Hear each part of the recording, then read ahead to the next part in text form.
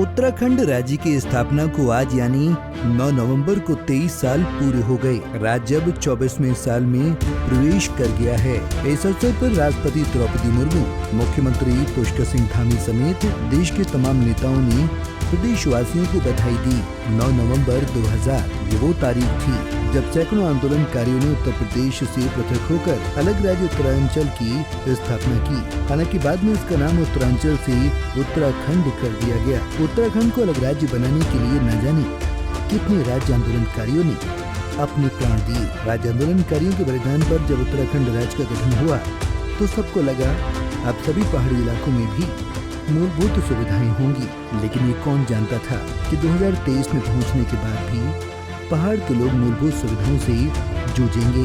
9 नवंबर 2000 को जन्मा उत्तराखंड अब 23 साल का हो चला है। लेकिन इन 23 सालों में उत्तराखंड में विकास की नई राहें खुली और बनी। मगर आज भी कई ऐसे क्षेत्र हैं जहां मायूसी है। आज हम आपको बताएंगे कि कौन कौन सी वो चुनौतियां हैं जो पहाड़ की तरह खड़ी हैं। स्वास्थ्य सेवाओं का अभाव। स्वास्थ्य के मोर्चे पर राज्य की स्थिति बेहद ही दयनीय है।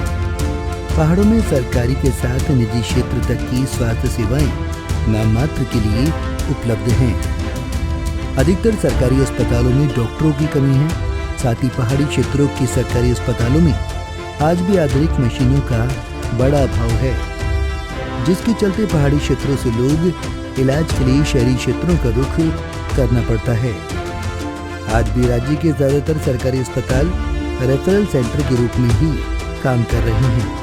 पलायन रोकने में नाकामयाब रही सरकार।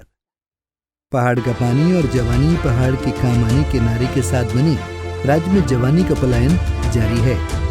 एक दशक के दौरान राज्य में 3000 से अधिक गांव बेतहा घोषित हुए हैं, यानी जहां एक भी घर आबाद नहीं है। पौड़ी, अल्मोड़ा जैसे जिले पलायन की मार से सर्वाधिक प्रभावित हैं। राज्य गठन के बाद पहली बार गठित पलायन आयोग की रिपोर्ट कहती है कि अंतर्राष्ट्रीय सीमा से सटे गांवों में भी तेजी से पलायन हो रहा है, जो अलग तरह की चुनौती पेश करती है। कमजोर शिक्षा व्यवस्था। राज्य बनने के बाद सबसे बुरी स्थिति शिक्षा क्षेत्र की हुई। राज्य के बड़े शहरों में जहां सरकारी शिक्षा की कीमत पर निजी क्षेत्र ने पांव पसार लिए हैं, वहीं पहाड़ों में प्राथमिक से उच्च शिक्षा का सारा दारोमदार सरकार पर है।